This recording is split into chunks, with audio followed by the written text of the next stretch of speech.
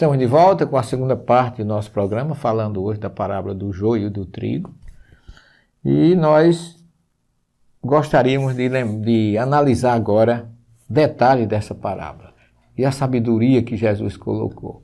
Se você vê um partido de trigo, observe que Jesus não está falando de milho, nem de mandioca, nem de feijão. Ele está falando de trigo. Por quê? Porque era uma parábola compatível com as pessoas da Galiléia e da Judéia, ou seja, da Palestina do seu tempo. O povo ainda hoje conhece muitos trigais, as vinhas, que a gente vê muito, e todas aquelas 7 plantas que a gente viu já em programas anteriores, que estão registradas na Torá. Então Jesus falava muito delas, e o trigo é uma, porque o trigo é dele que se faz o pão.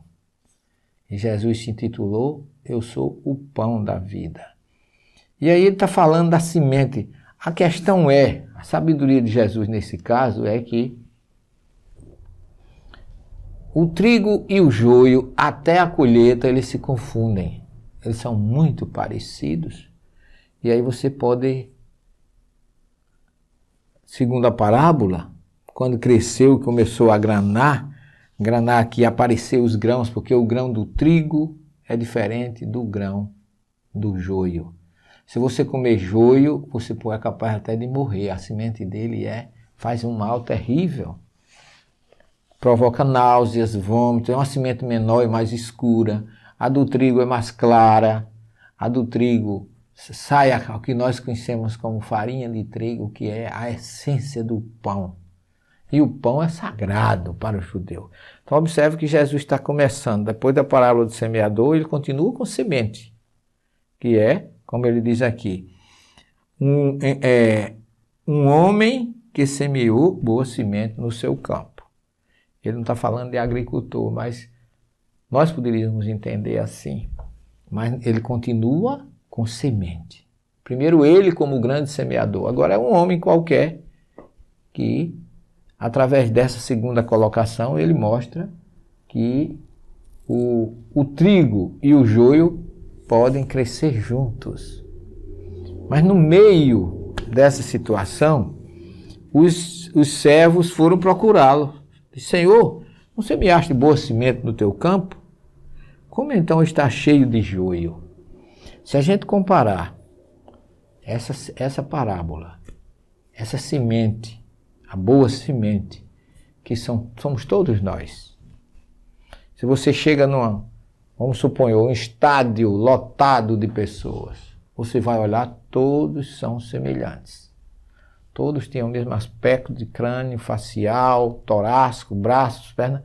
Nós nos identificamos pela semelhança física, pelo que nós chamamos de fenótipo, o que você vê. Mas você é incapaz de saber o que cada um carrega no seu interior, que é o genótipo. Então, o trigo e o joio juntos, enquanto eles estão juntos, não dá para saber. E ele diz assim, você ou quer que a gente vá lá e arranquemos? Ele diz, não. Por quê? Para não acontecer que arrancar o joio, você também arranque o trigo. Porque até a época da colheita, eles estão juntos.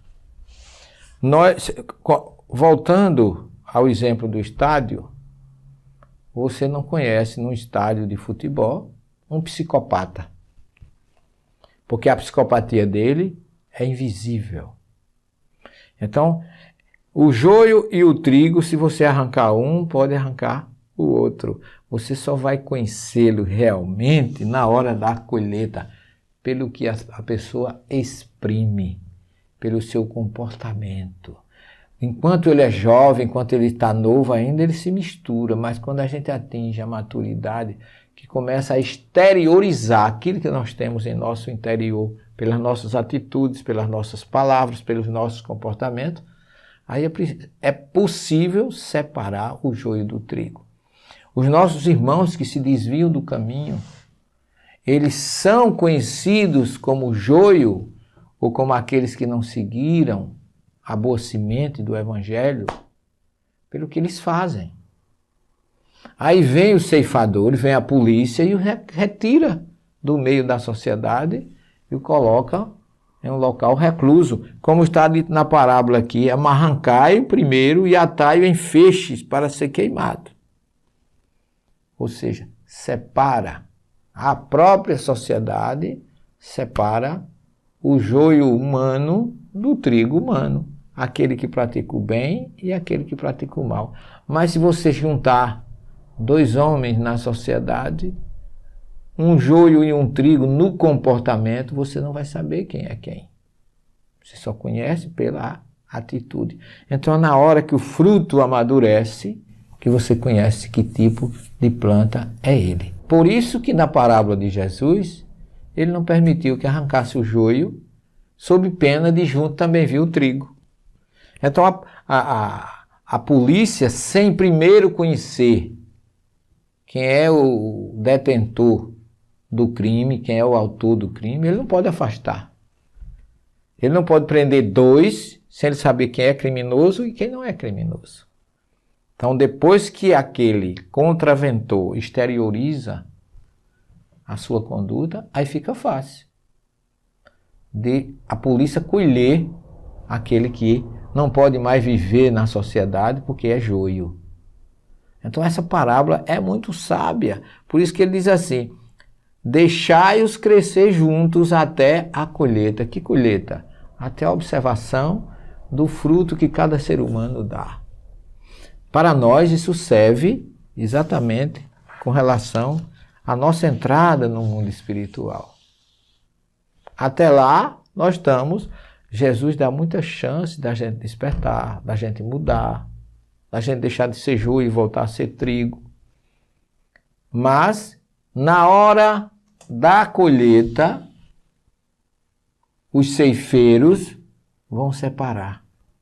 Essa parábola dele, esse joio e esse trigo, é muito interessante. Semelhantemente está lá no mesmo Evangelho de Mateus, no capítulo 25, 31 a 46. Que no juízo final, Deus vai juntar todo mundo. E aí vai haver o quê? Os ceifeiros vão separar o joio do trigo, que conhece-se pelas atitudes. E Jesus diz quais são as qualidades para ser trigo e as qualidades para ser joio. Não saia daí que nós voltaremos já para a terceira e última parte do nosso programa, se Deus assim o permitir. 1 minuto só. É portador do vírus HIV. E se fosse possível levar esperança para milhares de pessoas?